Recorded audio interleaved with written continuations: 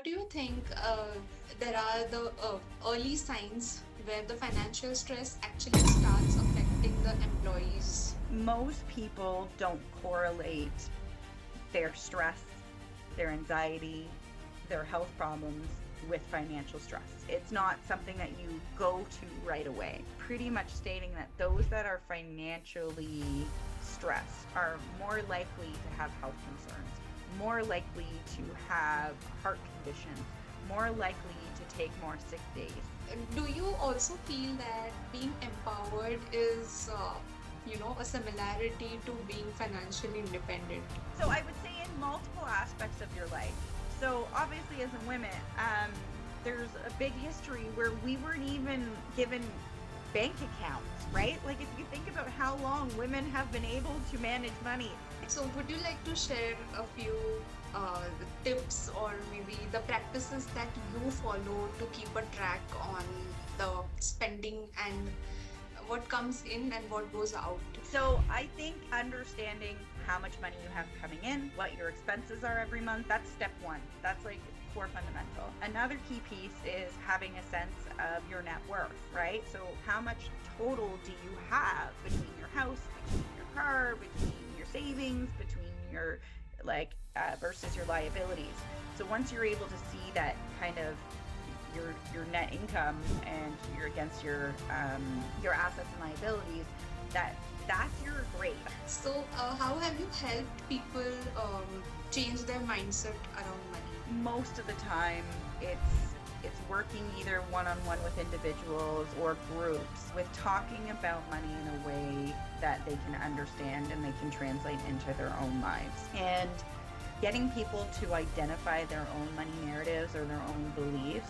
If you had to pick one habit that really helps us live financially well or maybe stable, so what would it be? I would say spend with intention, not comparison. So when your spending aligns with your values and stuff that matter to you and stuff that brings you joy. So, what challenges have you personally faced while bringing this awareness among people? Ooh, that's a good question. And I think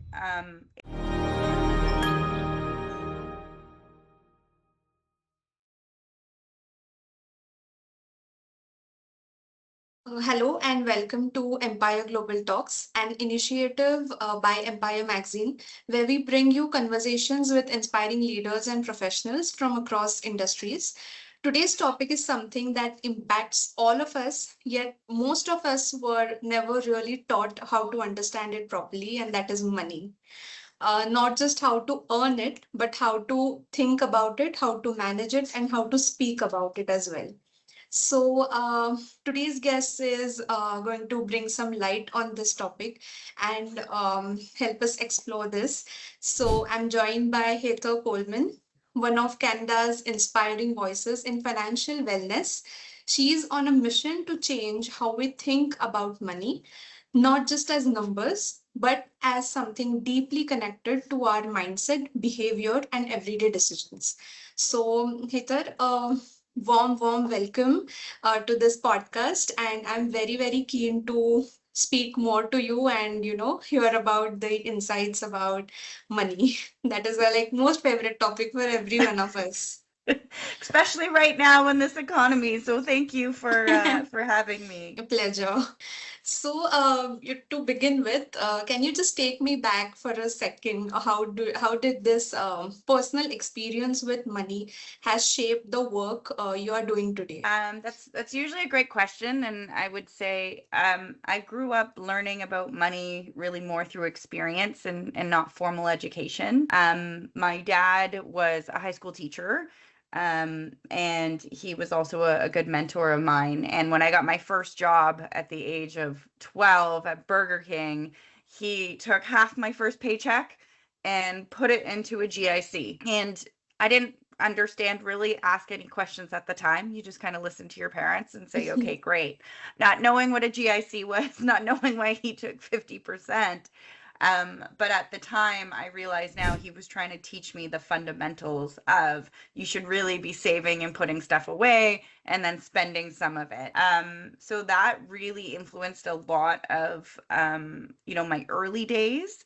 And it wasn't until I started working at Enriched Academy that I really reflected on how big those conversations and how important they were. He took me to go get my first credit card at 18 with a $500 limit and was telling me, you put everything on your credit card, you pay it off in full every month. And those small things, you don't realize how impactful they are, because most people Definitely. aren't taught those, even like small, simple things. Correct. So yeah, and then being older, having more money, more opportunities to things, you realize without small basic understanding fundamentals, you can get yourself in a lot of trouble. So ultimately I was lucky to have that influence and have that support, and was able to jump into financial wellness training with Enriched Academy. So being able to expend those small, simple things. So, as you mentioned that we miss on the fundamentals at a very large scale.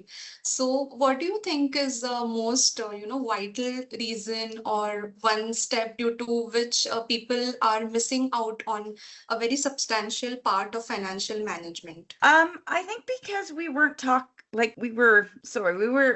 we were told not to talk about it, right? Money was a thing that, unless it was in the household, and even then, depending on the house you grew up in, you didn't discuss it. And it was just assumed that it was a home problem instead of something Right. that we need to deal with. And so I think if that's the mindset and you're not taught or told about it in school, it becomes this thing that you inherit these bad habits or bad practices because you're not in a position to talk about it, adjust it, like go to a mentor. We're told about algebra, we're taught about a lot of things in math and other things, but budgeting, credit management, understanding credit scores, not really talked about. And if you grew up in a house that was silent about it, or money was stressful, you inherit that stress. You inherit that secrecy or that avoidance. And so I think it kind of grows into this sense of generational, we don't talk about it. We don't teach it. And so now we're at this point realizing, well, no wonder people are stressed out. No wonder the next generation can't really afford housing and what have you, because there was this passed down sense that we're going to have the same opportunities as our grandparents did. And if we keep doing what they did, we'll be fine. But we know that's not the case. So I think it's Correct. come to a point now with mental health and understanding the impacts of our wellness that we have to shine a light on the money aspect. Definitely, because we are watching how economy is gradually changing.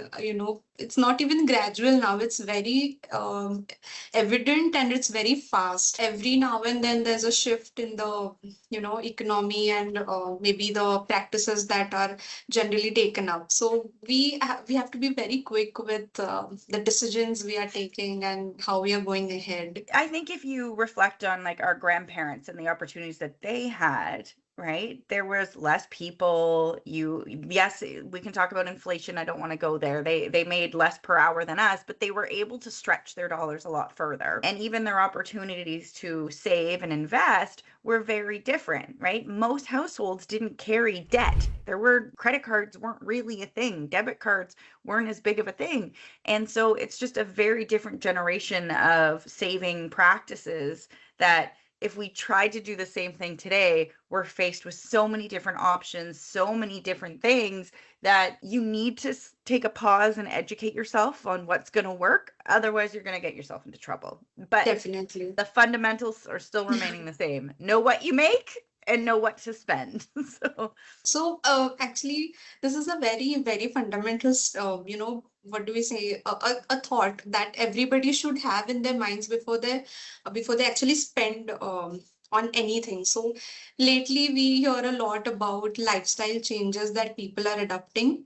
And actually, that is my question, that how people should be able to manage the money in a way that what they're getting and what they should spend. So the lifestyle evaluations or evolutions, how should people be able to manage it and not get torn apart while managing it? Funny, I think people get stuck thinking money's too hard of a topic. And so if you come in with that mindset thinking this is too hard, I'm already bad with money, that belief, that silent belief, or early mistakes kind of sticks with you. And same with money myths and that sort of piece. It's not reality. And so I think once you label yourself in that way, people disengage, right? And it becomes stressful and it Correct. becomes an extra thing I have to do.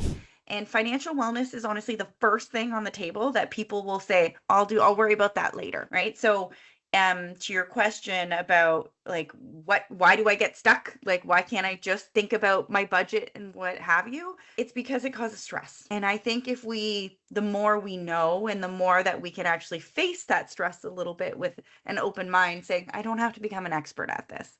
Here's what I need to know, the core basic. I need to know how much money I have coming in. I need to understand my expenses, and I need to recognize the things that matter to me in those expenses. Because you look at TikTok and Reels, and people are living these Kardashian lifestyles and spending money that they don't have. And so you really have to take an inward look to say, what actually matters? What are the things that bring me joy? What am I spending money on? You need a house, you need food, you need those core things.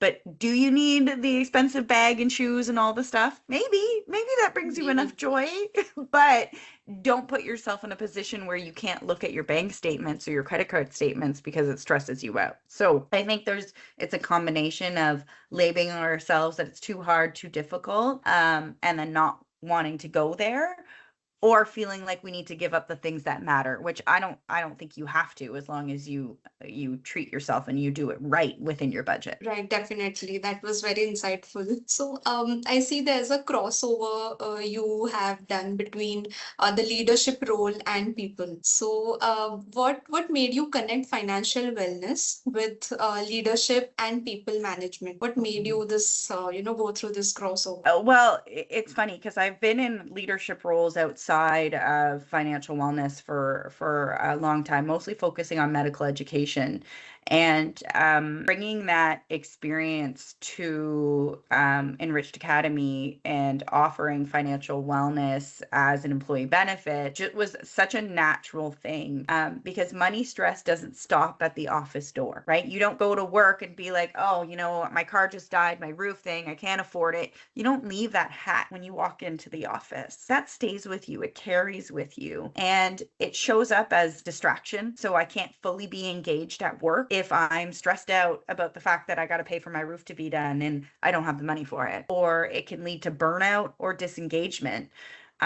And when I did my MBA and did my capstone project, my research demonstrated that regardless of income level, financial stress affects all people and how they show up at work. And people that are financially well typically take less sick days, they're more productive, and they tend to have less attrition, which means they stay and they're happier employees. So as a leader, if you want the best out of your employees, having some sort of support for financial wellness and financial education, even though it's historically a home issue, it's not. Like, your best employees are going to be the ones that feel comfortable and well in their financial issues.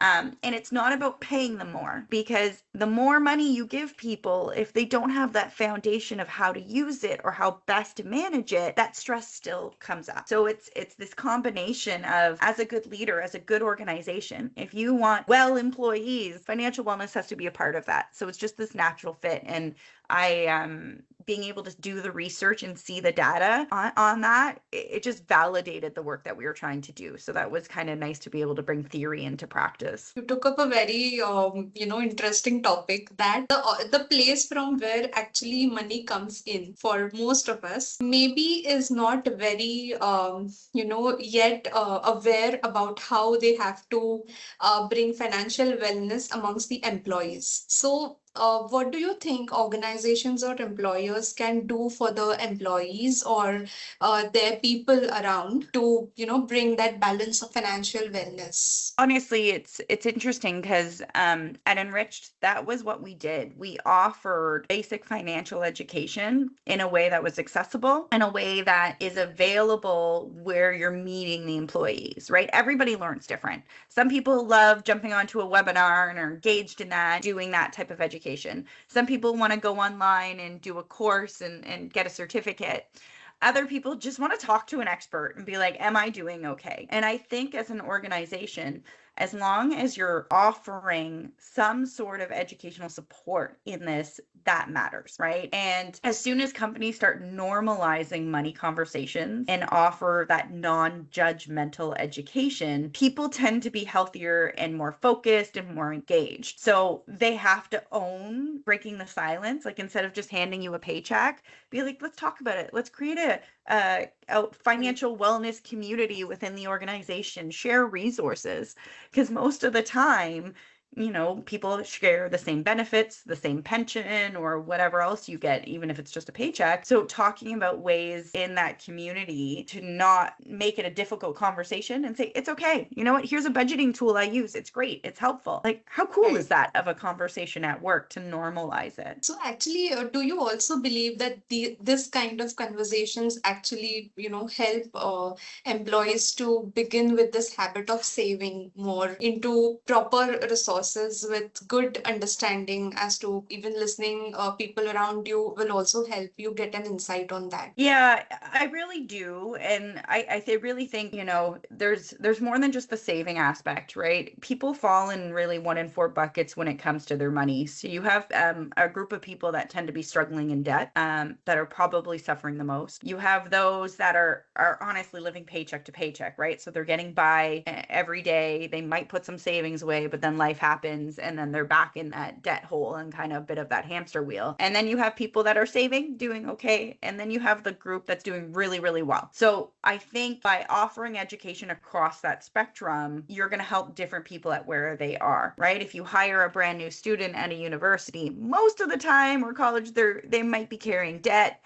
They might not be making the most amount of money in their first job. So their needs are slightly different than someone who's thinking about retirement. Do I have enough? Am I okay? So I think it affects 100% of your employees. And so being able to offer education across that spectrum is a really cool thing. And then your employees become more engaged no matter where they're at. And so you're training and offering education to help them with their day-to-day so that when they're at their desk, they can focus and they can do what they want. So as you've built a lot of awareness amongst, I think, most of different industries. So what challenges have you personally faced while bringing this awareness among people? Ooh, that's a good question. And I think it's actually getting in the hands of the employees most of the time, because different organizations communicate differently and you can't come in and jam money down people's throats all the time and be like, you need to make this a priority. It's hard. There's also stigma, right? Multiple generations never talked about money. And I would say, depending on the generation you are, some people might still feel that way, might still feel it's a home issue. So why are we spending this money offering for Heather to come and train these people on how they should know how to manage their money? That's a bit of a biased one. And so if we weren't taught how to manage, how to think about budgeting, how to think about credit, and how that stuff impacts us, where are we going to learn it? So you really need the organization to truly believe and get behind it. Otherwise, it just becomes this like checkbox that they say, yeah, we offered this, but aren't really trying to build a culture of financial wellness. Now coming to the wonderful TEDx talk that you had, I watched the video and it was really, really impressive. So you have reached a wide audience. What changed for you after that talk? So I didn't really intend to take that TED Talk anywhere. It was a personal goal of mine to speak on the TED stage about such an important topic. And the day that I finished my MBA project and presented it and say, yeah, you're graduating, the applications for TED opened up. So it was just this beautiful opportunity that I think the universe granted me to say, you wanted this, it's on your goal, do it. While I was at my TED Talk, my now publisher, she was in the audience. And funny enough, she came up to me. She's like, you need to turn this talk into a book. She's like, the way you talk about money is like sitting down, having a cup of coffee, having like a glass of wine with your friends. It's just more of a conversation, and education with money typically is not done that way, right? It's not sitting down, having a coffee, talking about the stories. It tends to be, here's all the things you need to do, all the things you need to remember. And for someone who is not there, that's a really hard conversation to have in here. So since then, I wrote a book, have an accompanying workbook. I work with different organizations in coming up with strategies or connecting them with opportunities to offer financial wellness. So It's been a great experience. Being able to say I got to stand on the red dot is also really cool because it was a professional goal of myself and my own that I could say I achieved. Great. That's indeed great. So, how have you helped people change their mindset around money? Most of the time it's working either one-on-one with individuals or groups with talking about money in a way that they can understand and they can translate into their own lives. And getting people to identify their own money narratives or their own beliefs really is the path of being able to say, like, okay, where am I at? What is my net worth? What is my net income? And once people start to see their own narratives and their own patterns and behaviors, it's not necessarily about trying to fix it, but it is about kind of rewriting those narratives and being mindful. And starting to turn on that light bulb of like, okay, what am I actually doing every month with my money? And that awareness really creates choice, provides a little bit of empowerment of saying like, okay, I am okay. I am going to be able to do, pay off my debt, or I am going to be able to save for that trip or whatever I want without having to carry a debt load. So the thing about money is it's kind of ever changing, and depending on where people are in their money journey, their takeaways will be different. But creating that awareness and that seeing those habits and behaviors is such a cool thing. And that's kind of what we hear the most is stories from individuals that didn't think they'll ever retire and had to work, and then all of a sudden finding out that they can retire in 11 months. Those are cool stories. So, would you like to share a few tips or maybe the practices that you follow to keep a track on the spending and what comes in and what goes out, basically? Oh, honestly, I know the people sometimes hate the word budget, but a budget is so fundamental and matters. Definitely, I agree. And so if you're someone who like gets stressed out about following a budget, call it a spending plan. That's something like a former coach shared with me using that narrative. And because everybody loves to spend money, so let's make a plan to spend it. Definitely. So I think understanding how much money you have coming in, what your expenses are every month, that's step one. That's like core fundamental. Another key piece is having a sense of your net worth, right? So how much total do you have between your house, between your car, between your savings, between your versus your liabilities? So once you're able to see that kind of your net income and you're against your assets and liabilities, that's your grade. That's where you are financially. In order to set your financial goals and savings, or to see whether or not you can retire or buy a house or afford a car, that is going to help you. And then from there, it's setting real attainable goals for yourself. So if you're someone that's in debt, expecting to pay off a $20,000 debt in 1 year when you only have so much savings at the end of the month, that's not realistic, right? So coming up with strategies that actually make sense and are attainable, that are things that you can take away. So net worth tracking and budgeting are at least the two takeaways I could say everybody can do tomorrow that will have a big impact. So, being financially well is actually a very subjective term, but I think most of us are always dwelling between maybe, if, what, and all these adverbs and everything, to just we are swaying between them, that what will happen if I get this, I get that. And financially well term is always swaying. So, if you had to pick one habit that really helps us live financially well or maybe stable, so what would it be? I would say spend with intention, not comparison. So when your spending aligns with your values and stuff that matter to you and stuff that brings you joy, instead of the pressure of wanting or needing and that, your stress decreases and your satisfaction increases. When you're intentional before you tap that card to say, do I really will this bring me joy? Is this the thing that matters to me so much in this moment that I need to do it? That's spending with intention. Too easy now to go out and just tap and buy and not think about it. And if you take that moment and think about what are the things that matter. Definitely. So, I had read it somewhere that we have to wait for 5 to 10 days before we actually impulsively shop something. Is that right? Am I on the The impulse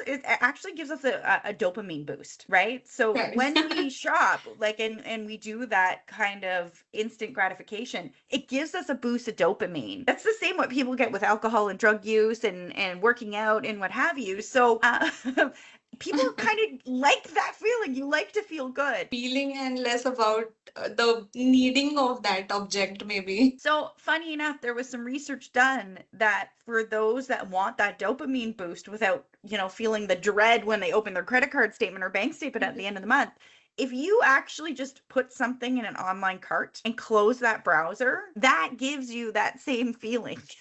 Funny enough. And so there's been a lot of research done about that to say, just take the time, put it in the cart, close the browser, and walk away, instead of hitting the checkout button. That gives you that same feeling and gratification. So it is hard, don't get me wrong, like we all do it. That's the whole reason marketing exists, right? Why they place certain things in Correct. the grocery store. So it's not an easy thing to, especially because it's everything can come around and it's easy to grab it and it's easy to buy online, it's easy to do Apple Pay. But that's where that intention matters, where if you can say, you know what, I'm going to wait the 5 days. Do I really need this? I'm going to come back to it. That's where, if it's something that does matter and it's something you thought about and it brings you joy and it's part of that list and you've budgeted for it, great. But if you're overspending and you can't look at that purchase later because you're regretting it, that's a good indication. So shopping sites have also, found this loop and they have worked on it. Now they have introduced wish lists, which is actually, attracting us to put things in the cart and wish list both. So we have more to add to the shopping cart now. We Yeah, have and to be very mindful. it's so easy. And I will say too, right? Like as we're having a conversation, if I start saying, I'm interested in buying a parka or a winter coat or a new pair of shoes, what's going to come in my algorithm? Start seeing parkas and shoes all come into my algorithm. So all of a sudden that thought, it's now easy and right in your face. It's so easy to get in that. So that intention matters, taking that pause to say, Yes. okay, do I really need a parka? It's becoming spring now and summer here in Canada. Hopefully not, but They are it's committed to making us spend. 100% they are, because it's so easy. What do you think there are the early signs where the financial stress actually starts affecting the employees or the stakeholders or anybody in their life, personal or professional? Most people don't correlate their stress, their anxiety, their health problems with financial stress, right? It's not something that you go to right away. But there was we have an organization for the Canadian government called the Financial Consumer Agency of Canada, and they did a ton of research on this, pretty much stating that those that are financially stressed are more likely to have health concerns, more likely to have heart conditions, more likely to take more sick days. The data is there to show that. So I think individually for yourself, if you're wondering if you're stressed about money, I think I think most people know if they are, it causes them angst to open or pay a bill. It causes them the sense of dread when they need to, check to see if they can afford something. That to me is that niggling little feeling of like, oh, I don't even want to look at my credit card statement or whatever. I know I went too much. Or constantly checking your bank or checking this or moving money around, like the paying Peter to PayPal type thing. Like there's certain habits and behaviors I think that you need to self-identify. But a lot of us, ostrich, we put our head in the sand and we don't think about it. So as organizations, instead of wondering if people are stressed, you should automatically assume that more than 52% of your staff are stressed about money, because that's what the Right. data is saying. And in higher peak economic stressful times, like right now, there's a lot going on in our world economy outside of our control. Those numbers start to creep up. And at the height of COVID, it was about 72% of people were stressed about their money. 72%. That's too much. So that you know that almost 3/4 of your employees are stressed. So I think organizations, you can't turn a blind eye. You have to assume at least half of your staff are stressing about money. That is a huge number. And COVID has shown us times that maybe we were not ready for. That the time has shown that maybe we were lacking with savings, we were lacking with financial planning.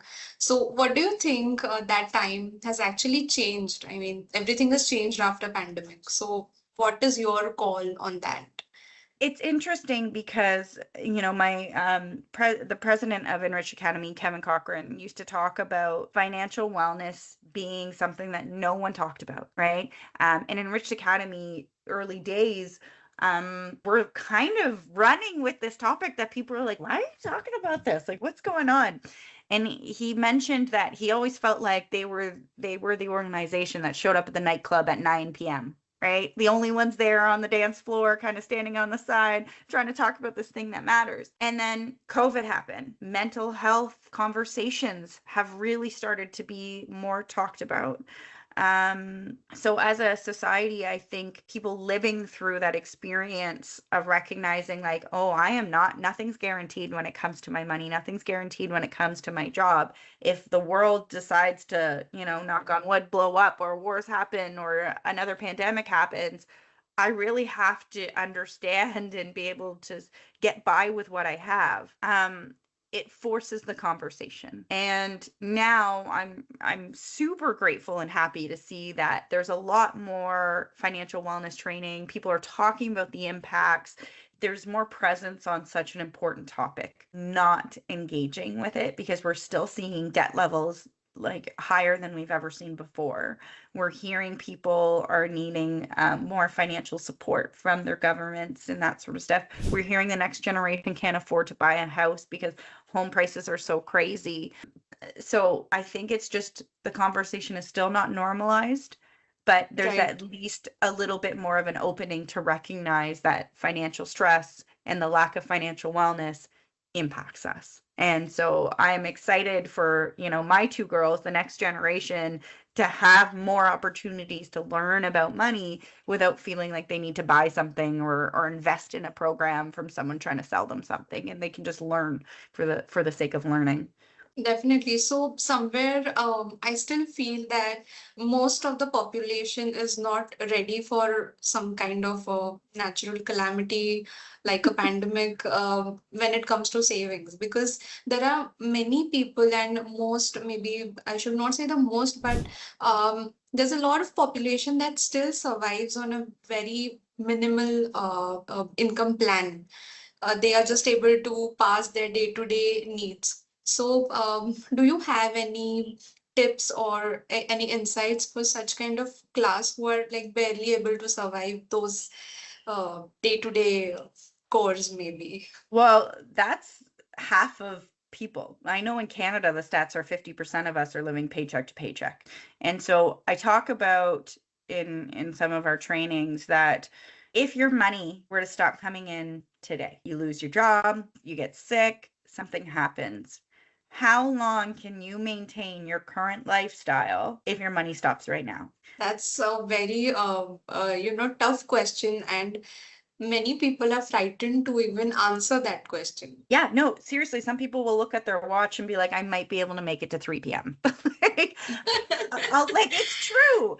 And so I know that's a heavy question, It but is a that's the very, question we need to ask ourselves, right? yes, Like, yes. so that whole, I know I'm going to say it probably to death about understanding your budget. What can I live with? What can I live without? What do I need? What do I want? And I think that's where that lens of saying, okay, if my money were to stop tomorrow, what would I do? And having a bit of a strategy and plan. I know there's recommendations if you can have at least 3 months of, your monthly payments ready and saved, at least as a bare minimum. That's a goal to set for yourself. But to your point, if I'm living paycheck to paycheck, that thought of getting to having 3 months it seems so far out of reach. So it's about kind of making those habits to say, okay, I'm actually going to see where my money is going. And the cool thing is once you actually stop and you look and you do the analysis to say, oh my God, I'm spending like, $200 Crazy. a month on this.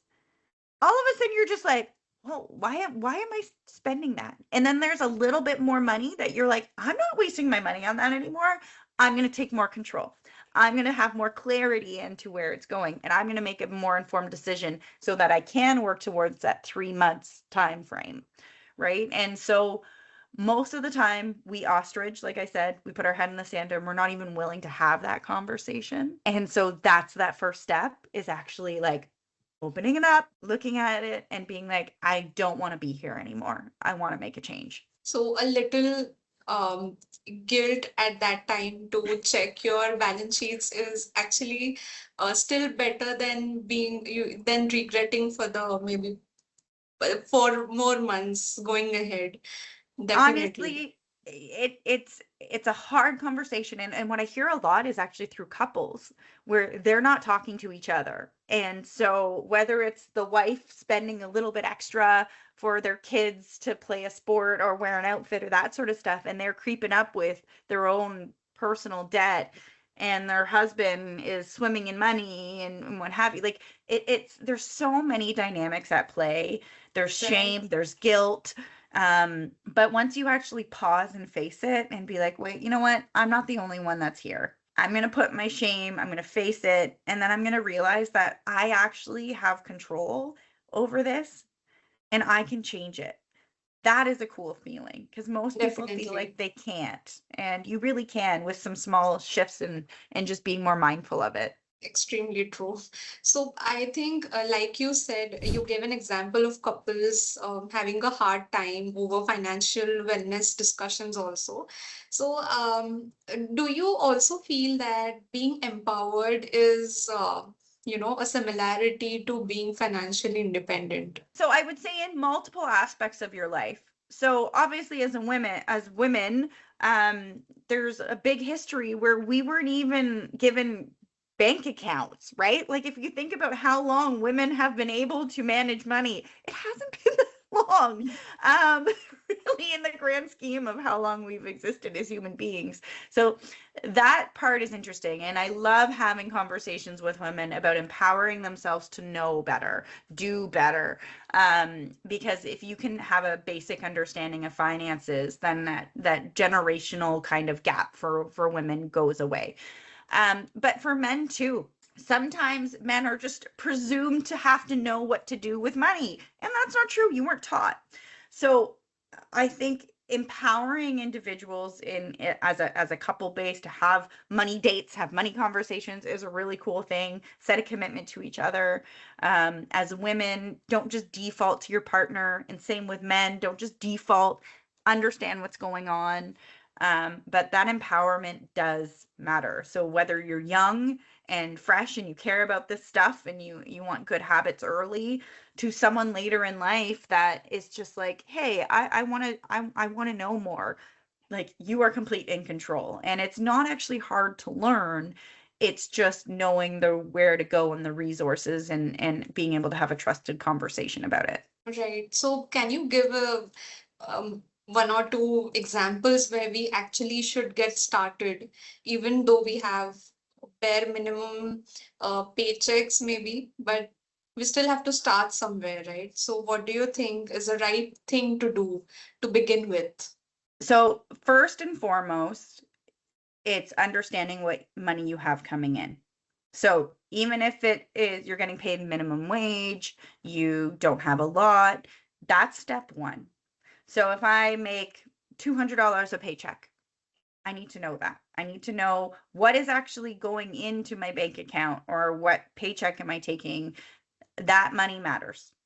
Not what I'm supposed to be making, but what actually comes home. Two would be knowing what are my actual expenses. So am I paying rent? Am I paying a mortgage?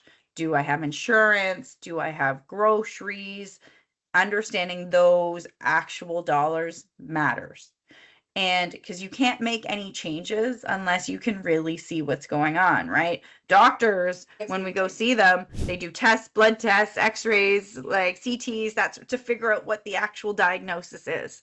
We need to do the same here. And it's not actually a lot, or shouldn't be a lot of a challenge, because you have that information. You're the one that takes the money in and puts the money out. So the first step is really seeing that, and then finding those opportunities where you can cut or save. An easy, for instance, is those online subscriptions, right? All of a sudden we're paying for, storage here, Apple Pay, this, subscription to Netflix, Disney, all these things. They seem small.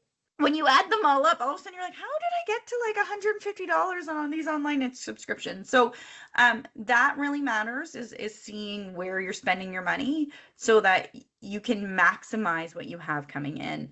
And what people forget is, if you don't pay yourself first, no one else will. So if you're thinking about saving for retirement, you're thinking about saving for a rainy day, that 3-month goal, if you are just going straight to spending on all your expenses and not putting savings in, you're never going to make it. You have to pay yourself first and get in that mindset of it. That was really insightful. We miss out on so many pennies. We think it is very, small amount. It doesn't matter, but every drop counts when it's a big ocean. And I would say, even when you're looking at saving and investing, right? Understanding the fees you're paying on your investments matter. And most of us don't understand how that works. Because if I'm, investing with an organization and I'm spending 3% on their fees, some people will look at that, well, I get to keep 97, they keep 3. That's not how that works, right? So if my return is 6%, they're taking half of that. That's not very good, right? And so educating yourself not only on the pinching pennies, you want to be able to make impactful moves and understand, so that you can start, saving thousands of dollars over time. And so it's seeing and having a basic understanding across the board where you can make the most and maximize your money at the end of the day. Definitely. So you've also written a book. So what is it about, and what are the key takeaways you would like to share with our audience? Well, it's funny because the book is really similar to this, having a conversation about money. So I talk a little bit about my narrative growing up in my household, to some typical money myths that we experience that get in our way. I also talk about some budgeting skills and some net worth tracking, and then getting into some just core fundamental questions that people typically have. Do I save or do I pay off debt? Should I think about retirement? What should I be doing? So just a conversation around money, recognizing your money narrative and some patterns that growing up in your household may have come into play, and how to approach it in relationships. So yeah, I would say all around money talk. I've been told it's a good read, so hopefully people take advantage of it. And where will people be able to buy this book or read more about this? So it's available on Amazon. So you can find it there. You can go on my website, www.heathercoleman.ca, for more information. You can check out my TED Talk there. So you can find a copy. And for those in Canada, it is on Indigo, our kind of local bookstore. But Amazon usually works for most people. Okay, thank you very much for this information. Now we will go to the rapid fire section. So Okay. there it's going to be fun. You have to give quick answers, and like how we should be mindful about money. Unlike that, you have to be very quick while spending answers here. So first question, saving or investing? Both. You need to invest as part of your saving strategy. Right. Budgeting, yes or no? A must. A big yes. Create a spending plan, not a punishment. Money mindset or money skills? Mindset unlocks skills. One word for financial freedom. Clarity. Coffee or tea while you work. Oh, coffee. I'm still drinking right now. One daily habit for financial success. I want to say like clarity again, but I would actually say um knowing where you are. I know that's more than one word, but knowing where you are, knowing where your money is. Okay, so with this, we come to an end to this very, very insightful talk we had about money. And this has been a very, very valuable conversation. It's not just money, but how we think with intentions and very, very mindfully to lead and live. So, if there's one thing I'm taking away, it's that financial wellness isn't just about numbers, but it's about awareness, it's about habits, and it's about just knowing where we are and where we want to go. And I'm really thankful to you. To educate every one of us who's watching this podcast, who's listening to it, and it has been very insightful and it's going to be helpful going ahead. Well, thank you for having me, and I look forward to you and everyone else continuing to break the stigma and silence and having continuous money talks, and that will make the difference. Thank you very much.